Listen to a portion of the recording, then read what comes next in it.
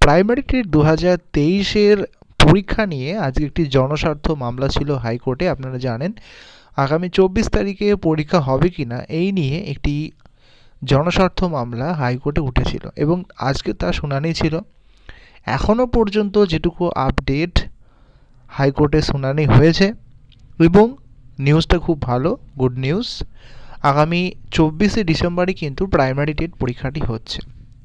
আগামী 24শে ডিসেম্বরই কিন্তু primary TET পরীক্ষা হচ্ছে এবং কোনো রকম কিন্তু চেঞ্জেস হবে না। অর্থাৎ যারা যারা আপনারা অ্যাডমিট কার্ড পেয়ে গেছেন, অলরেডি ডাউনলোড করতে পেরেছেন, আর কোনো চিন্তার কারণ নেই। যারা এখনও পর্যন্ত ডাউনলোড করতে পারেননি, কোনো অসুবিধা নেই। সার্ভার ঠিক হয়ে গেলে আপনারা 2-1 দিন আগেও কিন্তু ডাউনলোড করতে পারবেন, সেরকম কোনো চিন্তার কিছু নেই।